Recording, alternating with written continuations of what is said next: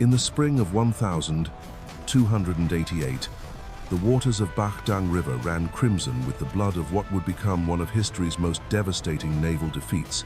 Here, in the muddy channels of northern Vietnam, the seemingly unstoppable war machine of the Mongol Empire met its match against a force barely a fraction of its size. This wasn't just another battle. It was the moment when the greatest empire the world had ever known discovered that even giants could bleed. The clash at Bach Dang River stands as one of the most brilliant tactical masterpieces in military history, where superior strategy and intimate knowledge of local terrain triumphed over overwhelming numbers and brute force.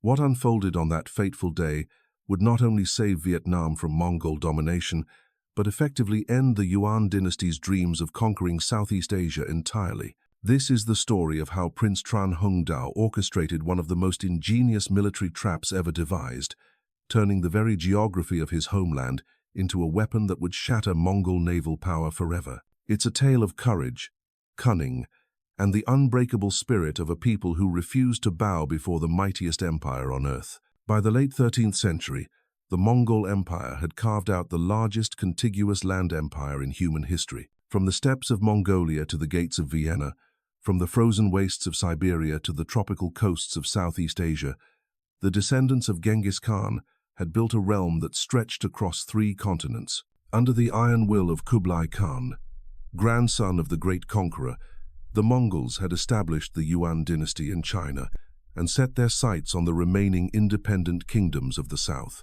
Vietnam, known then as Dai Viet, represented one of the last thorns in the Mongol side. This small kingdom, nestled between the mountains and the sea, had already proven remarkably stubborn in resisting Mongol advances. Where other nations had crumbled before the thunder of Mongol hooves, the Vietnamese had bent but never broken. Their defiance was not merely military but deeply cultural, rooted in a fierce independence that had been forged through centuries of resistance against Chinese domination. The Vietnamese kings had repeatedly ignored Kublai Khan's demands for personal submission at the Yuan court. Each snub was a calculated insult to Mongol pride, each act of defiance a declaration that this small nation would not be easily absorbed into the empire. The Mongols had already launched 2 major invasions against Vietnam, in 1258 and again in the early 1282. Both campaigns had initially succeeded in capturing the Vietnamese capital of Thang Long, modern-day Hanoi, but both had ultimately ended in failure as Vietnamese forces melted away into the countryside, only to emerge when the invaders were weakest. The first invasion had been more of a probing expedition, testing Vietnamese defenses and gauging their will to resist.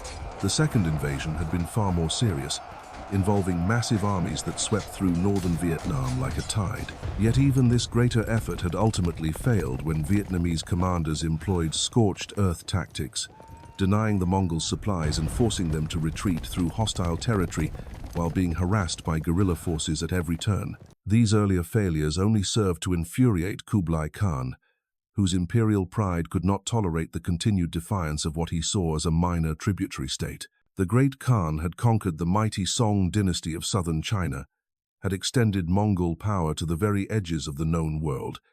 Yet this small kingdom continued to slip through his fingers like water. By the mid-1282, Kublai Khan had decided that half measures would no longer suffice. Vietnam would be crushed once and for all. The third Mongol invasion of Vietnam, launched in late 1287, dwarfed all previous efforts. This was to be the definitive campaign that would finally bring the stubborn Vietnamese to heel. Kublai Khan mobilized resources from across his vast empire, calling up troops from Mongolia, China, and the Western territories. The invasion force that assembled was staggering in its scope and ambition. The Yuan army that marched south numbered between 100,000 and 170,000 men, making it one of the largest expeditionary forces ever assembled in medieval Asia. This massive host was divided into 2 complementary arms, each designed to strike at Vietnam from a different direction in a coordinated pincer movement that would leave the defenders no avenue of escape. The land forces, commanded by Prince Togon, advanced southward from Guangxi and Yunnan provinces in 3 separate divisions. These armies included the cream of Mongol cavalry, hardened veterans who had conquered cities from Beijing to Baghdad. Alongside them marched Chinese infantry units, Jurchen auxiliaries, and specialized siege engineers equipped with the most advanced military technology of the age. Their mission was straightforward: smash through Vietnamese border defenses and drive straight for the heart of the kingdom. But it was the naval component of the invasion that would prove most crucial to the coming battle. Under the command of Admiral Omar, a skilled Mongol naval commander who had distinguished himself during the conquest of southern China, the Yuan fleet represented the cutting edge of medieval naval warfare. This armada consisted of 500 warships of various sizes, supported by 70 massive transport vessels capable of carrying thousands of troops and their equipment. The fleet carried 18,000 marines and tens of thousands of sailors drawn from the coastal provinces of China, where generations of maritime expertise had been harnessed to serve Mongol ambitions. These weren't crude riverboats or coastal raiders, but sophisticated warships equipped with catapults, fire arrows, and the latest innovations in naval combat. The ships themselves were marvels of medieval engineering, with reinforced hulls designed to ram enemy vessels and towering superstructures that provided platforms for archers and siege engines. Admiral Omar's strategy was elegant in its simplicity. The fleet would advance from Qinzhou through the Bach Dang River system, linking up with Togon's land forces to create an overwhelming concentration of power that would crush any Vietnamese resistance. The naval approach offered several advantages. It would allow the Mongols to supply their armies directly from the sea, avoiding the logistical nightmares that had plagued previous campaigns. It would also provide a secure line of retreat if the campaign encountered unexpected difficulties. More importantly, the naval route would allow the Mongols to strike directly at the economic heart of Vietnam. The river systems of northern Vietnam were the arteries of Vietnamese commerce and agriculture. By controlling these waterways, the Mongols could strangle the kingdom's economy while simultaneously providing their own forces with rapid transportation and communication. The initial phase of the campaign unfolded exactly as Mongol planners had envisioned. The land forces swept aside Vietnamese border guards and advanced rapidly toward the capital. Vietnamese resistance seemed sporadic and disorganized, with defending forces melting away rather than offering serious battle. By February 1288, the Mongols had captured Thang Long for the third time, raising their banners over the Vietnamese royal palace in what appeared to be a moment of final triumph. Yet something was wrong. The Vietnamese capital, which should have been filled with supplies and treasure, was eerily empty. The granaries were bare, the treasuries looted, and the population had seemingly vanished into thin air. The Mongols found themselves masters of an empty shell, conquerors of a ghost city that offered neither sustenance nor satisfaction. This was no accident. The Vietnamese strategy, masterminded by one of history's most brilliant military minds, was already unfolding with deadly precision. Prince Trần Hưng Đạo, the commander-in-chief of Vietnamese forces, had learned from the previous invasions. He understood that Vietnam could never match the Mongols in open battle, could never hope to defeat them through conventional warfare. Instead, he would turn Vietnam's greatest weaknesses into its most potent weapons. The scorched earth policy that greeted the Mongol invaders was just the beginning of a complex trap that had been months in the making. While the Mongols celebrated their hollow victory in the abandoned capital, Vietnamese forces were positioning themselves for a counterstroke that would exploit the fundamental weakness of the massive invasion force, its dependence on secure supply lines and naval support. The genius of Trần Hưng Đạo strategy lay not in what he chose to fight, but in what he chose to sacrifice. While Mongol commanders congratulated themselves on their swift advance and the capture of Thang Long, they failed to recognize that they were walking deeper into a web that had been carefully constructed around their own strengths and weaknesses. The Vietnamese prince had studied his enemy with the patience of a hunter, learning their patterns, their preferences, their fatal assumptions. Trần Hưng Đạo understood that the Mongols were creatures of momentum. Their entire military doctrine was built on speed, shock, and the psychological impact of overwhelming force. They expected their enemies to either flee in terror or stand and be crushed. What they could not comprehend was an opponent who would deliberately appear weak, who would retreat not from fear but from calculation, who would trade territory for time and space for advantage. The Vietnamese commander had spent years preparing for this moment. He had transformed the very geography of his homeland into an extension of his army.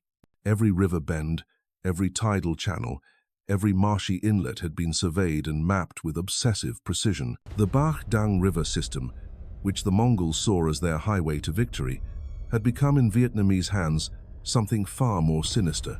It was a trap of such elegant complexity that its victims would never see it coming until the jaws snapped shut around them. While the Mongol land forces found themselves increasingly stretched across a hostile countryside where every village was empty and every field barren, Admiral Omar's fleet prepared for what seemed like the final act of the campaign.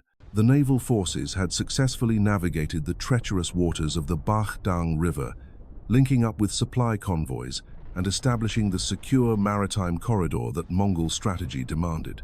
The river appeared peaceful, its muddy waters flowing gently toward the sea, offering no hint of the destruction that lay hidden beneath its surface. For months, Vietnamese work gangs had labored in secrecy along the riverbed, working only at low tide when the water receded to expose the muddy bottom. They had driven thousands of massive wooden stakes deep into the riverbed. These weren't ordinary stakes, but carefully crafted weapons of war. Each one was made from the hardest ironwood, sharpened to a razor point, and reinforced with iron tips that could punch through the hull of any ship. The stakes were positioned with mathematical precision, their heights calculated to remain hidden beneath the water during high tide, while becoming deadly obstacles as the tide receded. The positioning of these underwater spears required intimate knowledge of tidal patterns that took years to master. Trần Hưng Đạo had studied the rhythm of the Bach Dang's waters like a musician studying a complex symphony. He knew exactly when the tide would be at its highest, when the Mongol fleet would have maximum mobility, and precisely when the retreating waters would transform his hidden forest of stakes into an inescapable killing ground. But the stakes were only one element of the trap. Vietnamese forces had positioned themselves at carefully chosen points along the riverbank, hidden among the reeds and mangrove swamps that lined the waterway. Small flotillas of Vietnamese junks, light and maneuverable vessels perfectly suited to shallow water operations, waited in concealed positions behind natural barriers and artificial blinds. These weren't warships in any conventional sense, but they were crewed by men who had spent their entire lives on these waters, who could navigate the treacherous channels blindfolded, and who understood every current and eddy. The psychological dimension of the trap was perhaps its most crucial element. Trần Hưng Đạo had orchestrated a careful campaign of deception designed to lure the Mongol fleet into the killing zone at exactly the right moment. Vietnamese forces had staged a series of apparent retreats, each one carefully calculated to build Mongol confidence while drawing them deeper into the trap. Skirmishes were fought and deliberately lost, creating the impression of a demoralized enemy on the verge of collapse. On the morning of April 9th, 1288, the trap was finally ready to be sprung. Admiral Omar's fleet, confident from weeks of apparent Vietnamese weakness, began what they believed would be their final advance toward the open sea. The tide was high, the waters deep, and the Mongol ships moved with the arrogant certainty of predators closing in on helpless prey. The massive warships, their hulls bristling with weapons and their decks crowded with marines, presented an awesome spectacle of naval power. As the Mongol fleet advanced through the seemingly peaceful waters of the Bach Dang, a small force of Vietnamese junks suddenly appeared ahead of them. These vessels, flying tattered banners and apparently crewed by desperate men, launched what seemed like a suicidal attack on the much larger Mongol ships. Arrows flew through the morning air, but the Vietnamese assault was half-hearted, their vessels turning to flee almost as soon as the engagement began. The sight of the retreating Vietnamese ships triggered exactly the response that Trần Hưng Đạo had anticipated. Mongol discipline, honed through decades of victory, demanded the pursuit and destruction of fleeing enemies. Admiral Omar ordered his fleet to give chase, and the massive Mongol warships surged forward in pursuit of what appeared to be the last remnants of Vietnamese naval resistance. The pursuing Mongol fleet followed the fleeing Vietnamese junks deeper into the river system. Their commanders focused entirely on the destruction of the enemy vessels ahead of them. The excitement of the chase, the prospect of final victory, the professional satisfaction of completing a textbook naval pursuit, all combined to blind the Mongols to the subtle changes taking place around them. As the morning wore on and the chase continued, the tide began its inexorable retreat. The change was gradual at first, barely noticeable to men focused on the pursuit of their fleeing enemies. But Trần Hưng Đạo had timed everything with deadly precision. Then came the moment that would echo through history. The first Mongol ship struck a hidden stake with a grinding crash that could be heard across the water. The massive wooden spear, driven deep into the riverbed months earlier, punched through the vessel's hull like a giant arrow. Water rushed into the breach, and the ship began to list heavily to one side. Before the Mongols could react to this first disaster, more ships began striking the hidden obstacles. The careful positioning of the stakes created a deadly maze that became more treacherous with each passing minute as the tide continued to fall.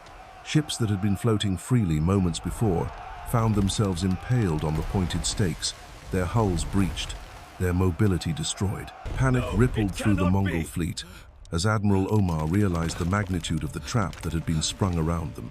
What had begun as a routine pursuit of fleeing enemies had transformed into a nightmare of splintered wood and drowning men. The retreating tide revealed the full horror of Trần Hưng Đạo master plan. Hundreds of iron-tipped stakes rose from the muddy riverbed like the teeth of some monstrous sea creature, each one positioned with deadly accuracy to catch the Mongol vessels at their most vulnerable points. The Vietnamese junks that had seemed so desperate in their flight now revealed their true purpose. These nimble vessels, built for exactly these shallow waters, could navigate between the stakes with practiced ease. As the Mongol fleet found itself increasingly trapped and immobilized, the Vietnamese ships turned back toward their helpless prey like wolves circling wounded elk. From his flagship, Admiral Omar watched in growing horror as his magnificent armada transformed into a collection of sitting targets. Ships that had terrorized the coastlines of southern China now wallowed helplessly in the shallowing water, their crews frantically trying to break free from the wooden spears that held them fast. The massive transport vessels, loaded with supplies and reinforcements for the land campaign, were particularly vulnerable. Their deep drafts and heavy loads made them perfect victims for the underwater forest of stakes. The sound of splintering wood echoed across the water as more and more vessels fell victim to the trap. Some ships managed to reverse course, their crews rowing desperately against the current in a futile attempt to escape back toward deeper water. But Trần Hưng Đạo had anticipated even this response.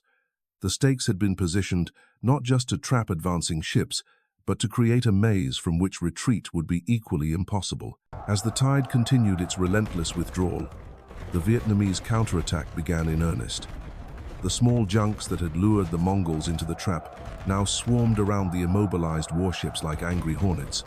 Their crews, armed with fire arrows and incendiary materials, began systematically destroying the trapped vessels. Flames spread quickly across the wooden decks, and the morning air filled with the screams of burning men and the crack of exploding ammunition stores. Vietnamese forces positioned along the riverbanks joined the assault, raining arrows and stones down on the helpless Mongol crews. The careful positioning of these shore-based units created overlapping fields of fire that turned the river into a killing ground.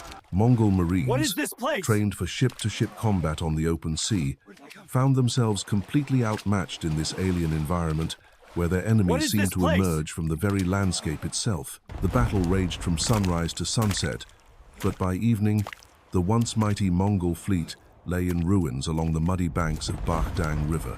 Admiral Omar, the terror of Chinese waters, was dragged from the wreckage as a prisoner. 400 warships had been reduced to burning timber and twisted metal. Tens of thousands of Yuan troops had perished in the waters or fallen to Vietnamese blades. The dream of Mongol dominance over Southeast Asia died with them in those crimson waters. Trần Hưng Đạo masterpiece had achieved something that seemed impossible just hours before. The greatest naval power in the medieval world had been utterly annihilated by a force that barely possessed a proper navy at all. The victory sent shockwaves across Asia, proving that even the mightiest empire could be brought low by superior strategy and unbreakable will. The defeat at Bach Dang River marked the end of Mongol expansion southward. Kublai Khan, enraged by the disaster, banished his surviving commanders and never again attempted to conquer Vietnam. The small kingdom that had refused to bow had not only preserved its independence, but had effectively saved all of Southeast Asia from Mongol domination. The And battle so, became legend, our inspiring ancestors generations of triumphed, Vietnamese their warriors cunning and and proving that courage courage, etched cunning, into the and very intimate soil of knowledge of our one's homeland homeland. could triumph And over any so, invader, our no matter how ancestors powerful. In the triumphed, muddy channels of their Bach Dang cunning River, and courage the unstoppable etched had been into the stopped, very soil and of the our unconquerable had homeland. been conquered by the And indomitable so, spirit of a people our who simply ancestors refused to triumphed, surrender.